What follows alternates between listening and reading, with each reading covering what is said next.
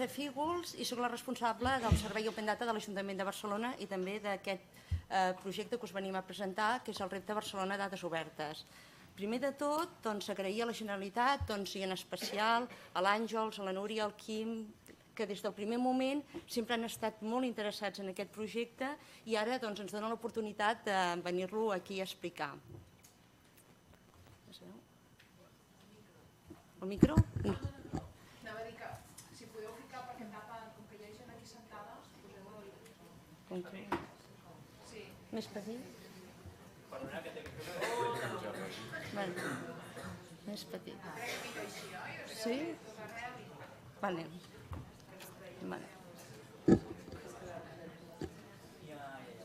L'origen d'aquest projecte sorgeix arrel de la posada en marxa del nou portal de dades obertes de l'Ajuntament de Barcelona, que va ser el febrer de l'any 2017.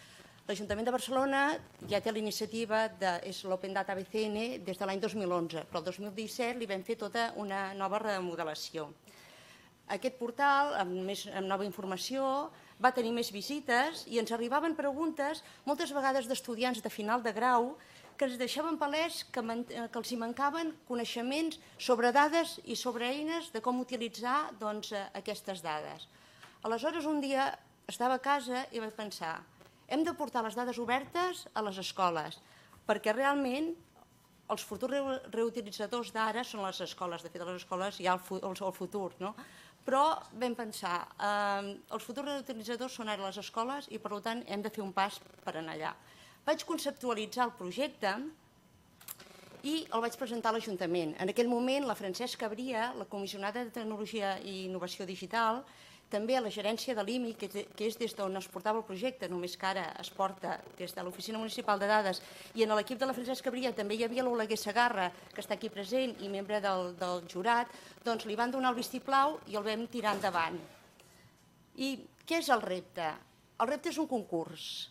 És un concurs que té l'objectiu és promoure les dades obertes com a recurs educatiu als centres de la ciutat, en principi de Barcelona, encara que és totalment escalable. Com ha dit la Núria, que ja ha fet una part de la presentació, alumnes de tercer i de quart d'ESO i, a més, també cicles formatius.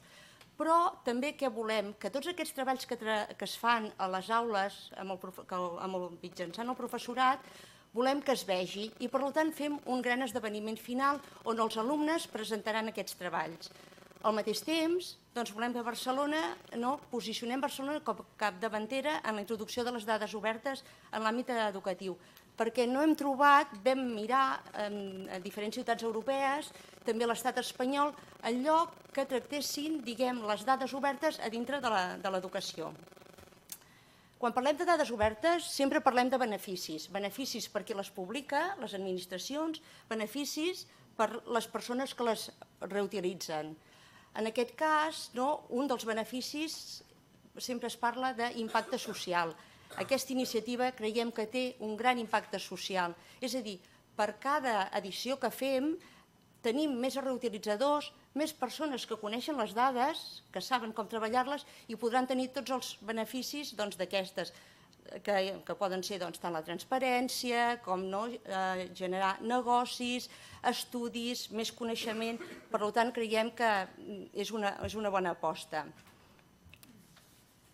Aquesta iniciativa té un important suport dins de l'organització, és a dir, des de l'Ajuntament de Barcelona som ara l'Oficina Municipal de Dades liderant el projecte i també Barcelona Activa amb la part formativa. Però, a més, estem treballant amb el Consorci d'Educació. Aquí al meu costat, la Susana Navarro, que després us explicarà la seva visió. També amb el CSIRE, que ha avalat aquesta iniciativa. I per desplegar-la, comptem amb Eduscopi, que és qui ens ajuda a fer la formació al professorat, que ja us explicaré una mica més. El model formatiu és senzill. El que fem és formar els professors que tenen possibilitat d'inscriure's a un pla de formació que també gestionem des del propi Ajuntament, des de la pròpia iniciativa. Aquests professors treballaran amb dades amb els seus alumnes, en aquest moment de tercer i quart d'ESO, cicles formatius, total, que també seria totalment escalable, i la manera òptima pensem que és amb grupets de 4 o 5 persones i en paritat de gènere. Els beneficis. Creiem que l'impacte és per tothom. Pels professors, coneixements amb dades obertes, amb anàlisi de dades, ja ho veieu com explicar aleshores tots els resultats mitjançant infografies, i també el Consorci els hi fa un reconeixement en hores de formació. Per l'alumnat, doncs igualment, formació amb dades obertes, en el seu anàlisi, eines i estratègies de comunicació, s'han de saber explicar, potenciació de la visió analítica i crítica, estem analitzant dades, i aprenentatge cooperatiu basat en projectes i l'entorn. I per la societat, estem dintre d'aquests projectes STEAM, la Susana en parlarà més, i fomentem les carreres científico-tècniques, conscienciació cívica i social, pertinència, implicació, participació, ja ho veieu. I millorem també la consciència entorn a totes les dades que generem. Bé, estem a la tercera edició. Prèviament hem tingut una primera edició que era un projecte pilot. Ara ja no el considerem projecte pilot, ara ja el considerem projecte establert. La primera edició vam tenir 6 centres participants, els podeu veure aquí. El projecte que va guanyar va ser l'Institut Ferran Tallada, va crear un índex de la cohesió social, va per barris, era el títol. I les matèries dels professors que van participar-hi, que impartien, ja les veieu aquí. És a dir, les dades són totalment transversals, no només és matemàtica, tecnologia, sinó que es poden aplicar a qualsevol assignatura. En aquell moment van ser 17 professors i 223 alumnes. La segona edició ja vam tenir 8 centres finalistes. El que passa que fins i tot se'n van apuntar, en teníem 12, però 4 no van poder arribar a la final per diferents motius. Costa, sembla una mica, encabir-ho a vegades dintre del dia a dia de les aules.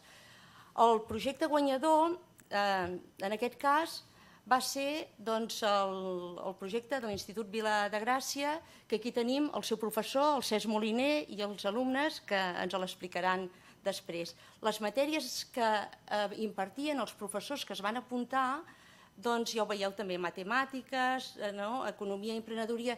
Aquí vam tenir 2 centres que feien cicles formatius, que també creiem que van veure que era molt aplicable en aquest nivell. La participació en formació va ser de 30 professors i 260 alumnes. I estem a la tercera edició. Estem formant a 12 centres, a professors de 12 centres, que representen 14 alumnes. I les matèries que estan impartint aquests professors són aquestes que veieu aquí. El nombre que ens han dit aquests professors d'alumnes que estan gestionant, els que estan ensenyant, perdoneu, són 470. Però és que, a més, en tenim 4 més que diuen que volen participar també al concurs. Perquè el concurs té 2 modalitats de formació, de presentació, en formació al professorat i participació directa. És a dir, els professors ara, als centres que ja estan formats, poden anar directament a presentar el seu treball, mentre que, com aquests 12 centres que us he presentat abans, estan fent formació. I com els formem?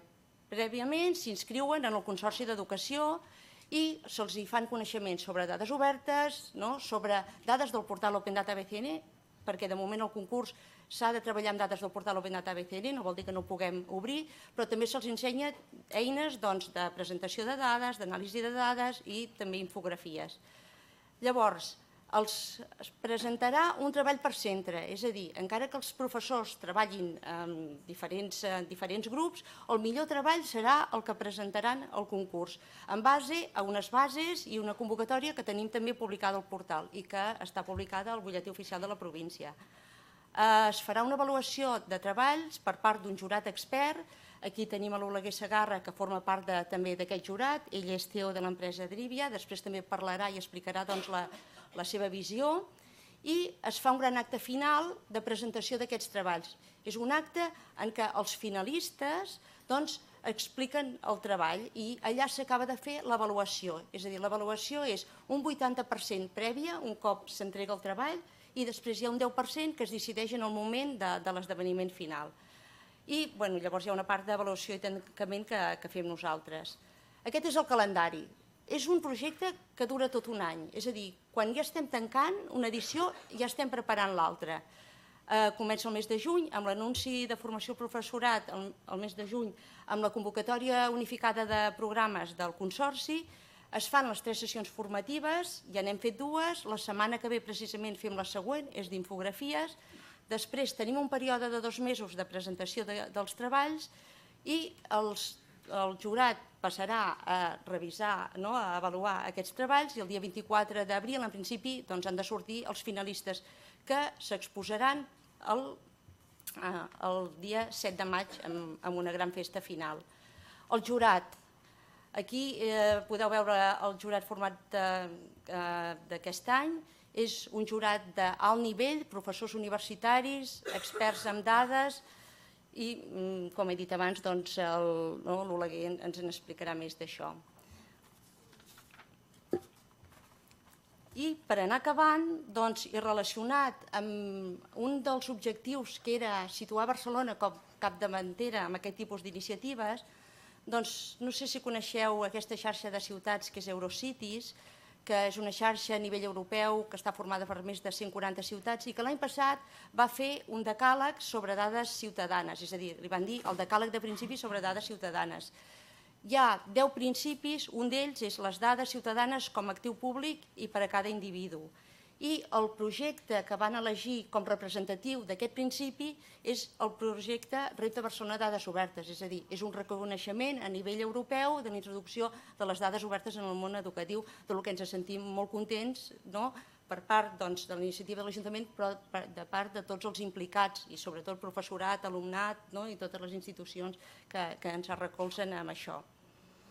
I si l'objectiu és que les dades obertes arribin a les escoles i que la gent, els estudiants, les utilitzin, precisament la setmana passada vaig tenir l'honor i la il·lusió de poder assistir a la presentació del treball de recerca d'un estudiant de segon de batxillerat que va formar part del grup guanyador de l'Institut Ferran Tallada i que va fer un treball sobre dades obertes, que es diu la influència de creuers en la contaminació de la ciutat de Barcelona. Ella és la Berta de las Cuevas i no només va utilitzar dades de l'Open Data de la ciutat de Barcelona, sinó també de la Generalitat, del Port i del Meteocat. És a dir, jo crec que el projecte comença a donar els seus fruits. I aquí podeu veure els links d'informació. Està tot publicat al portal, tot el que us he explicat, i podeu veure les notícies que anem generant, les formacions, els materials formatius que expliquem als professors en els cursos també ho publiquem, i veurem ara un vídeo de l'esdeveniment final. Ja tenies obert el Chrome, potser?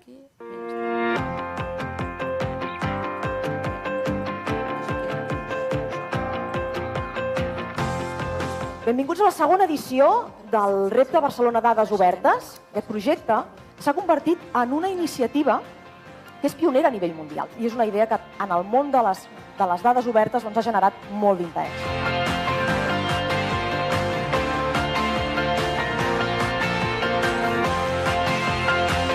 El nostre objectiu general era l'estudi del comerç a la ciutat de Barcelona. L'observació directa ens feia intuir que el comerç tradicional estava perdent presència davant dels comerços de marques internacionals. L'Open Data és una magnífica excusa per conèixer millor com funciona el món. Perquè els nostres governants, els nostres polítics puguin decidir i puguin prendre decisions de com volen el futur, cal i és molt important tenir informació correcta i ben treballada i ben analitzada.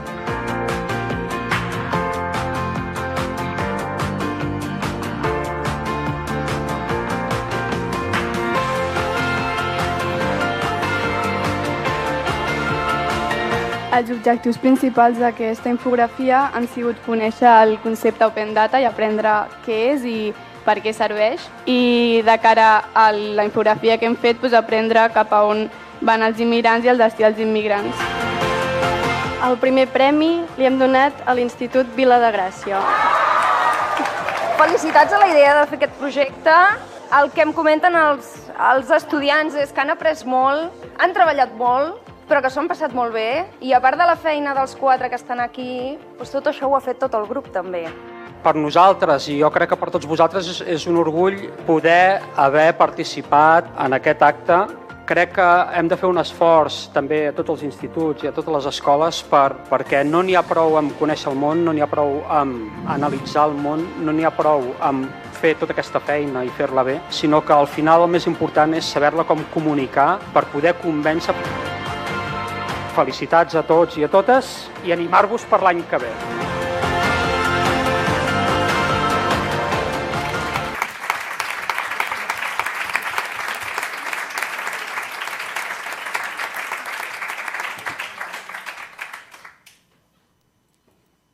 Molt bé, doncs moltes gràcies. I ara a continuació serà la Susana Navarro qui parlarà en nom del Consorci la visió i la participació en el projecte. Sí, jo volia preguntar abans quants centres educatius teníem aquí. Si podeu aixecar la mà. És que ho sospitava, perquè no em sonaven les vostres cares. Llavors, també ja està bé que d'altres àmbits tingueu altre tipus d'informació i de feedback. I per nosaltres també és molt important també fer aquesta transferència avui. Us explicaré, com que sou nous en el tema, aquí. Nosaltres aquest programa el publicitem al mes de maig a través d'una cosa que li diem la convocatòria unificada de programes. Això vol dir que durant el mes de maig tots els centres educatius tenen l'opció d'apuntar-se a tota l'oferta que hi ha a la ciutat de Barcelona a través d'un portal. Per què vam fer això? Això fa 2 anys que està en marxa. L'any passat vam publicar al voltant de 80 programes. Molts d'ells ja funcionaven a la ciutat de Barcelona, de fet la majoria, però què passava? Que molts centres no sabien de l'existència de molts programes, moltes vegades sempre participaven els mateixos centres perquè era qui coneixia l'entitat organitzadora o ja per tradició. Llavors aquí no teníem ni equitat a l'hora de distribuir programes ni transparència a l'hora de dades. Llavors vam pensar que havíem de fer alguna acció a través del Consorci perquè això pogués arribar a tothom. Llavors, durant el mes de maig, tots els centres valoren l'oferta que hi ha vinculada al seu projecte educatiu, presenten a quins programes han de participar. Sempre intentem que no tinguin la idea que això és un supermercat de consum, sinó que és una cosa que realment ha d'estar ben pensada, consensuada amb el claustre i amb el Consell Escolar també. No vol dir que per fer més programes són millors centres, sinó que ha de respondre a les seves necessitats i cadascú té les seves. Llavors, això després, un cop que han fet la demanda, passa per unes comissions. La comissió del programa, en aquest cas del repte, formaríem part amb l'Oficina Municipal de Dades i el CSIRE, i crec que ja està, no? Seria aquesta comissió. I després també passa per una comissió territorial amb la qual s'analitza si aquesta oferta correspon a les necessitats que té el centre, i això ho fem amb la inspecció, amb els centres de recursos pedagògics, amb la persona referent territorial del Consorci, i anem ajustant aquesta assignació de programes als centres. Perquè surti publicat un programa ha de tenir unes certes característiques. En aquest cas, aquí a l'esquerra teniu quins són els criteris. El repte de dades obertes els compleix tot, respon als 7 principis de l'aprenentatge. No entrarem aquí perquè seria una altra sessió. Una mica més ràpid. No t'interès en que parli el jovent. Sí, no, jo també. Perfecte. Doncs vaig una mica més al gra. Intentem sempre donar prioritats als centres públics i sobretot que sigui un projecte interdisciplinar, centres que no hagin participat abans. I d'aquí, sí que una mica parlant del que parlava la Mercè, que era un concurs, per nosaltres és un programa que li donem molta importància al procés. El dia de l'acte final és molt important, però per nosaltres tot el que ha passat abans és quasi més important. Passo a la següent. Aquí, ja està. Per què li donem també molta importància? Perquè és un projecte que treballa en context real. Per tradició, els centres educatius treballen molt per intuïcions o per dades que recullen però d'una manera poc rigorosa moltes vegades, però perquè no estem acostumats, ho fem també a nivell individual. I llavors aquí també li donem molta importància a tot aquest procés, que és l'anàlisi, la interpretació i la difusió. Deia la Mercè que la pròxima sessió de formació la farem de les infografies, perquè pensem que és la millor manera de plasmar tot això que han après. I després, evidentment, un pot prendre decisions a través d'aquest anàlisi de dades. Des del Consorci parlem molt del futur tant d'aquest alumnat que, com diu la Mercè, seran els reutilitzadors de les dades en el futur, però també a nivell d'educació pensem que no només això forma part d'un programa, sinó que forma part també d'altres tipus d'iniciatives que es duen a terme als centres, com poden ser els treballs de recerca, altres programes, i també començar des de la primària a treballar les dades. No és només un tema de la secundària, sinó cada vegada també pensem que hem de començar abans a ensenyar a l'alumnat i al professorat que tenen dades a l'abast i que les han d'utilitzar i saber utilitzar.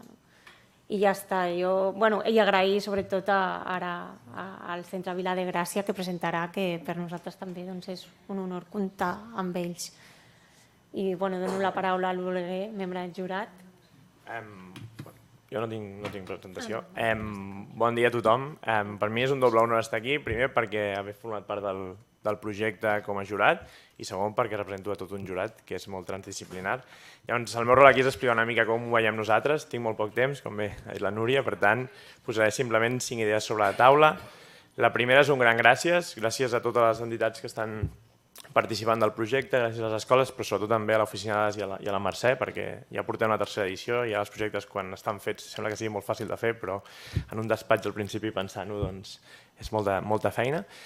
I després, s'ha parlat molt que les dades és un món molt transdisciplinar, doncs m'agradaria posar una mica més de context amb això. El jurat s'està format per tant estudiants del grau de dades, que sortia abans del vídeo, com professors universitaris, com també gent del sector privat, com seria jo, i de les admissions públiques, com seria la Francesca, o també de periodistes com la Carme Peiró, que era la nostra vocal i presidenta del jurat a la primera edició. I transdisciplinar també és tot el projecte, i per això m'agradaria fer una reflexió sobre alguns punts que crec que són importants. El primer és que sempre parlem de dades i tecnologia, però la importància de les ciències socials i de les humanitats en general en totes les dades, perquè quan estàvem analitzant els projectes es veia molt clar que una gran part important són les preguntes que es fan al principi i tots els projectes parlen de temes que estan a l'agenda social, accés a l'habitatge, cohesió, gentrificació, drets dels animals, temes del comerç, plataforma contra comerç local. Tots aquests temes, si aneu a la web podeu veure, són temes d'actualitat i són preguntes potents que persones, o sigui que no només que ens afecten a tots a la societat i que no només són de temes tecnològics. La segona cosa que també és molt destacable és un tema d'empoderament dels alumnes. Hem parlat de moltes coses, però una cosa clau és, l'aposta per les eines de codi obert, la majoria d'eines que utilitzem al concurs i que formem són de codi obert, i dos, amb les dades en brut. Estem acostumant al jovent a que són sempre clients de tecnologia, tot és molt fàcil, però els hem d'acostumar a recentrar-los a ser actors de tecnologia. Jo vull tenir les dades per poder fer jo les preguntes i poder buscar jo les respostes, i crec que això és superpositiu també. Un altre tema que crec que és important és tenir una ciutadania crítica. Ens deien els alumnes a vegades, és que tenim idees, però potser no hem sabut trobar totes les dades per respondre a totes les preguntes que tenim, perquè després de la primera hem vingut una segona i no teníem temps. Bé, aquí potser hem de fer una mica de reflexió, perquè això era només de l'Open Data de Barcelona, però era molta feina per ells buscar dades de molts portals diferents. Aquí s'ha de fer un esforç a unificar tot aquest accés.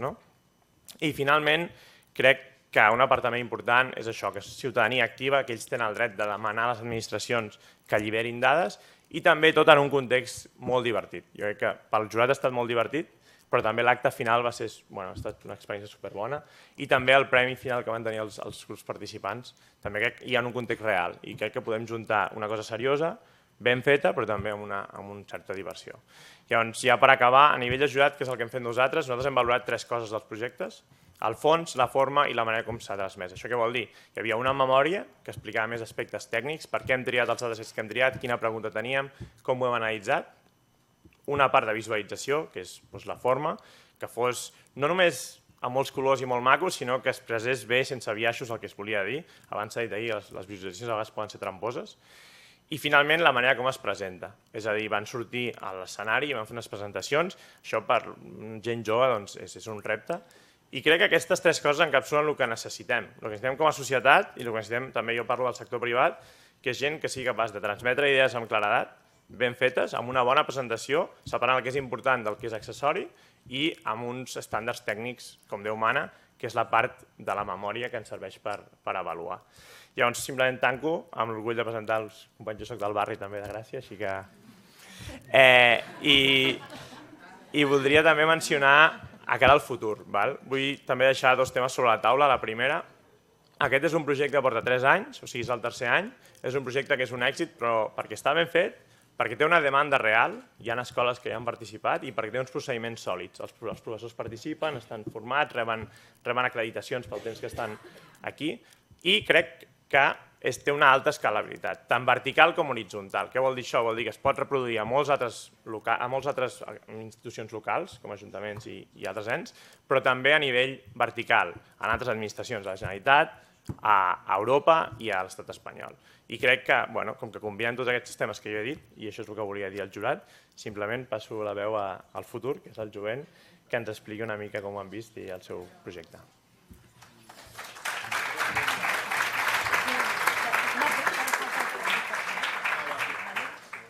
Bé, bon dia.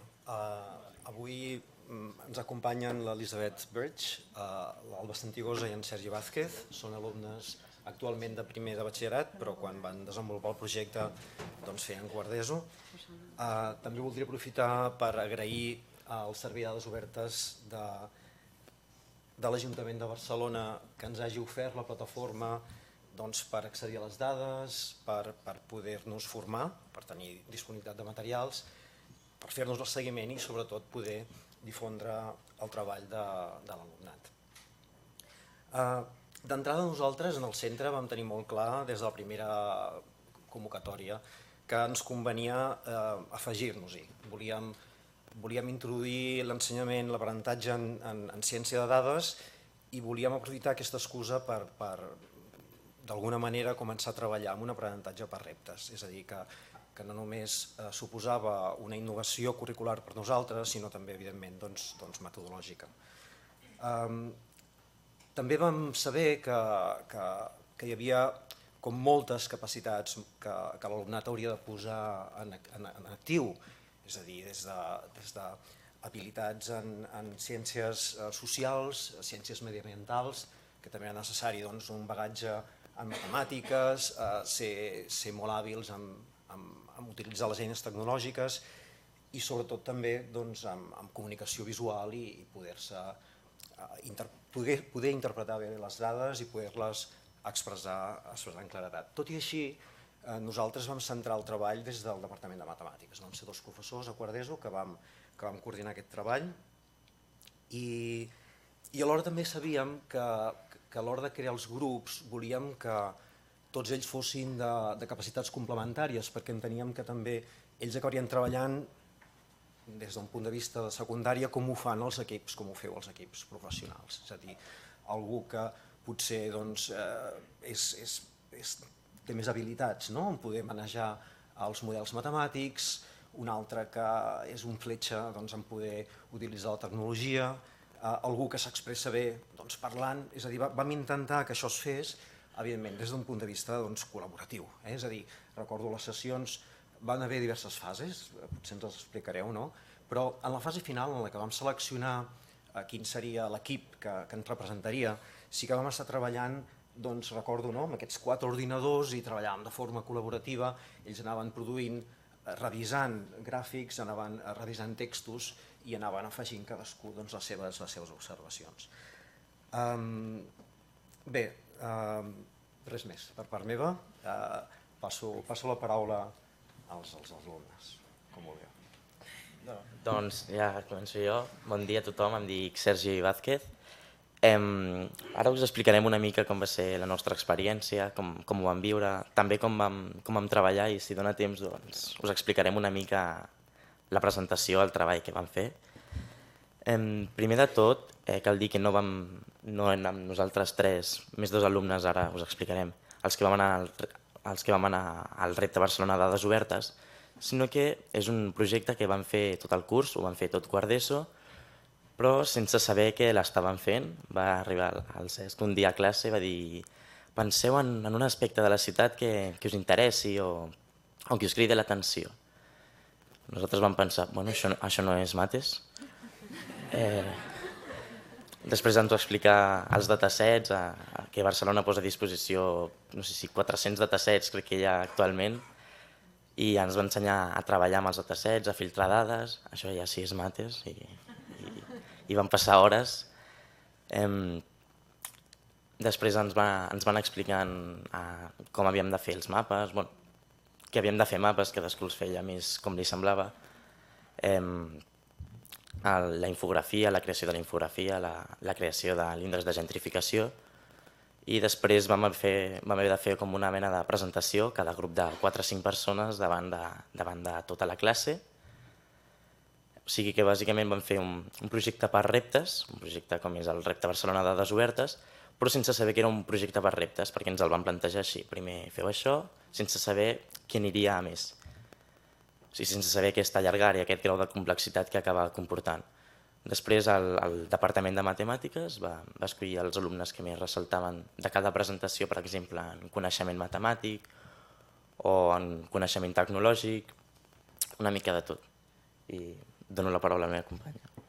Bé, doncs el que primer vam fer va ser posar tots els projectes, o sigui, cada representant posar en comú aquest projecte seu i se m'escolta bé, no?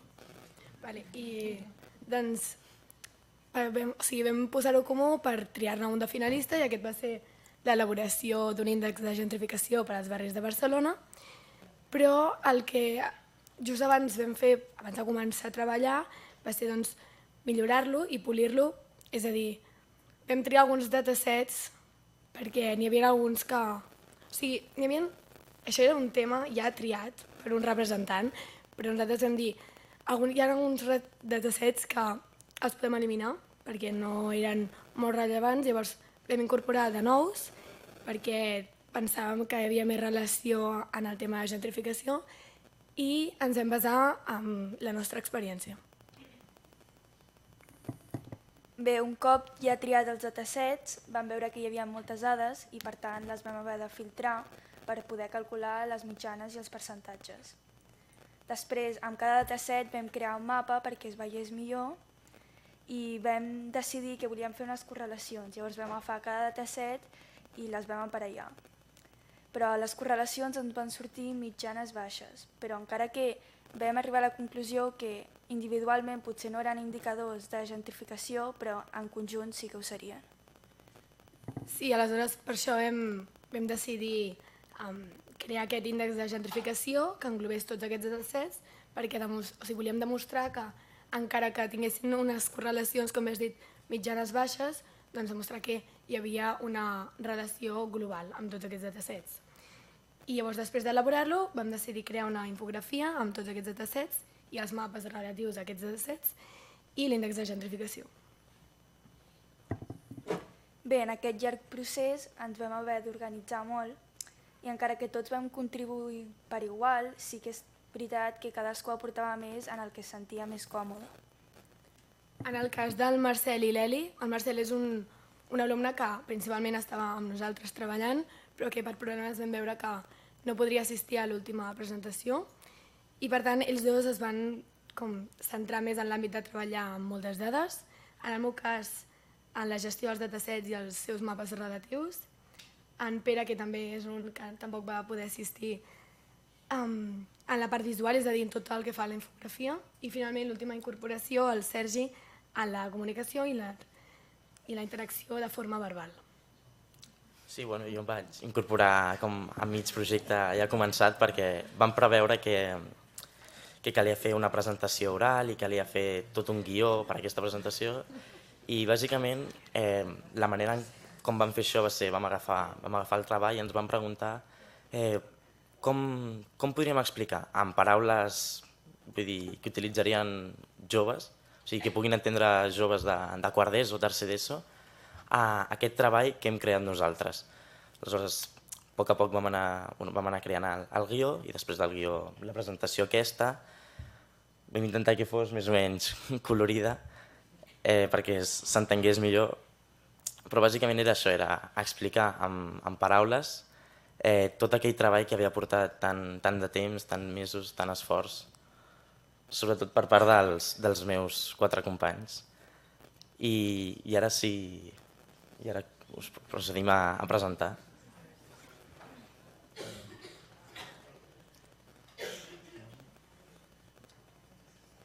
Doncs aquest és el treball de l'índex de gentrificació per als barris de Barcelona. Endavant.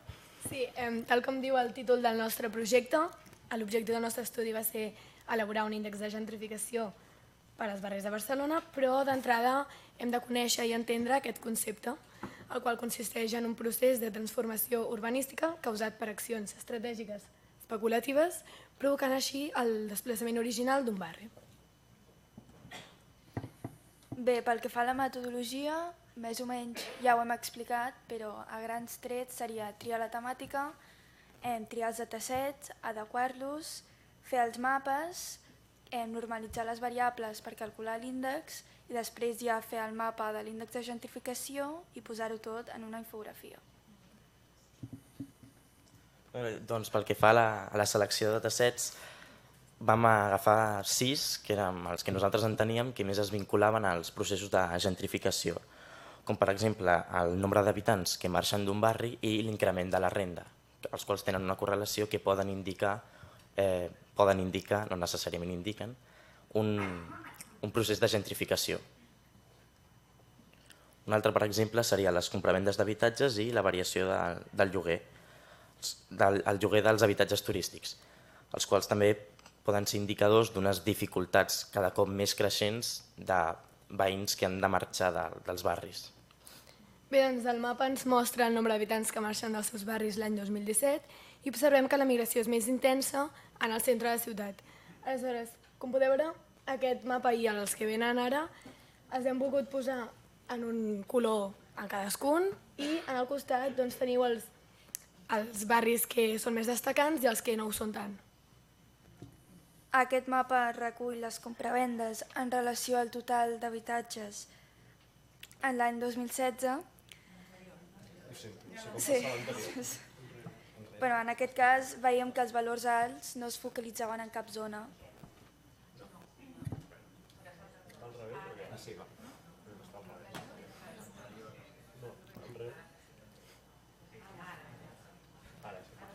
Bueno, ara passa. Ets el lloguer ara? Sí. Doncs ara veiem com el lloguer, la variació en el lloguer en euros per metres quadrats del 2014 al 2018 és destacable en la zona de barris del front marítim de la ciutat i nou barris. En el mapa s'observa com la mitjana d'habitatges turístics registrats entre el 2009 i el 2017 és més alta en el centre de la ciutat i al front marítim. D'altra banda, la zona on el percentatge de persones amb estudis universitaris el 2018 és més alt, es situen els barris més propers a l'Avinguda Diagonal i és especialment intensa en el centre, en la zona alta. L'increment de la renda per barris entre el 2007 i el 2017 és remarcable en les zones alta, al centre i Diagonal Mar. I ara som els de cap, perquè, com heu pogut veure, en el mapa no es veu, però en els datasets sí, les variables tenen valors molt diversos, els valors màxims i els mínims són molt diferents. Però clar, l'índex de gentrificació és una mitjana aritmètica, com podeu veure a la segona fórmula. Aleshores, el que hem hagut de fer bàsicament és reescalar aquestes variables per tal que els valors màxims siguin 1 i els valors mínims siguin 0. poder veure la primera fórmula i ja està, no, és això. Bé, doncs, ara observem l'índex de gentrificació en els barris de la ciutat, on en el Triangle Sud i a la zona central el procés és molt més intens. Aleshores, a la zona nord, a excepció de Sant Andreu, és imperceptible. I voldríem destacar la dreta de l'Eixample i la Vila de Gràcia. Llavors ara passem a la infografia, que tots els mapes que us acabem de mostrar doncs els vam recollir en aquesta infografia i a la part central hi podem veure l'índex de gentrificació i al voltant hi podem trobar els mapes relatius a cada dataset. Bé, pel que fa a les conclusions, ens hauria agradat poder tenir dades sobre els habitatges turístics no registrats, fet que hagués augmentat l'índex en alguns barris, com per exemple la Barceloneta. En quant a millores que podríem haver fet, els canvis de domicili podríem haver especificat també, per exemple, quins veïns marxaven cap a barris amb un nivell de renda més baixa, procés que evidenciaria millor el procés de gentrificació. Ara bé, amb les dades que hem obtingut, confirmem les intuïcions que prèviament teníem en relació als barris de Barcelona que pensaven que podrien estar més gentrificades. La Vila de Gràcia, per exemple, obté un índex de gentrificació elevat. Ho confirmem amb l'experiència d'amics i familiars que es veuen forçats a marxar del barri. I ja per acabar, demostrar que la hipòtesi que teníem, les nostres premisses de que sí, a Barcelona hi ha gentrificació i cada cop més, i bàsicament era que volíem visibilitzar això i ens preguntàvem com a possible segon treball si era possible revertir aquest canvi. Moltes gràcies a tothom.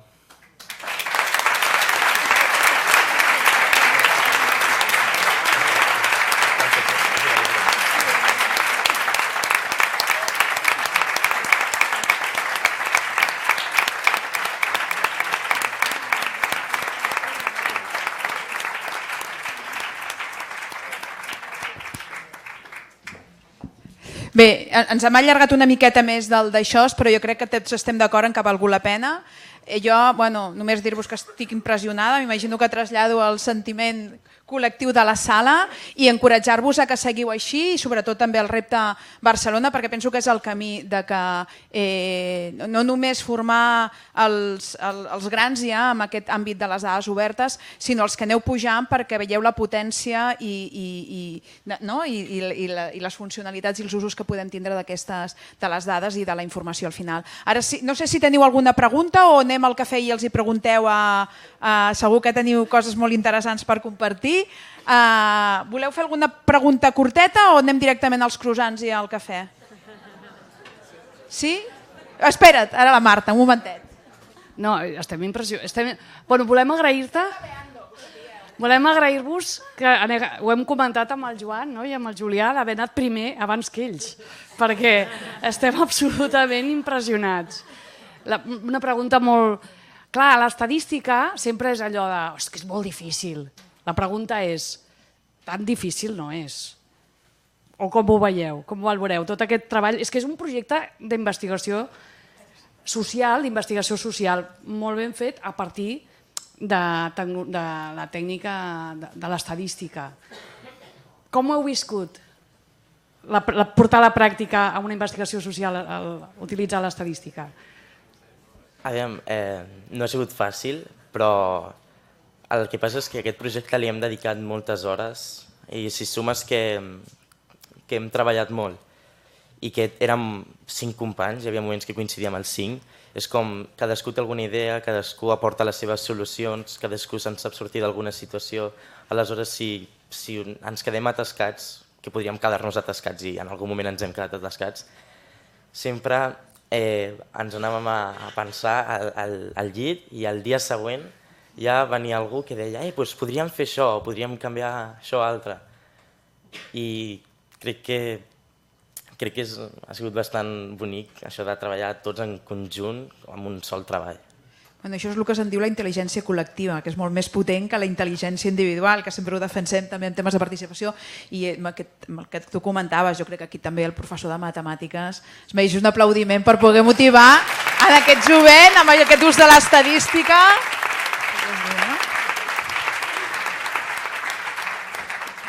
Res, jo només volia fer la mateixa pregunta al Cesc, com ho has viscut tu, no? Com t'ha transformat el fet de, bueno, com ha dit en Sergi, això no són mates, no? Com ho has viscut tu, com t'ha permès transformar i també personalment, no? Quina vivència, quines diferències tens en una classe, diguem, normal de matemàtiques? Sí, és veritat que això permet obrir la mirada i permet contextualitzar molts coneixements estadístics, però sobretot jo crec que ha estat la relació, veure'ls treballar. Jo hi havia moments que tenia la sensació que eren com un petit equip de professionals, ja ho he dit abans, no? I que cadascú anava fent el seu perfil i jo era com una mena de gestor extern de projecte, no? En algun moment sí que necessitaven que m'enviaven un SOS, però era molt gratificant veure el potencial que a vegades a l'aula, des d'una sola matèria, ens queda una mica invisibilitzat. Ha estat molt gratificant.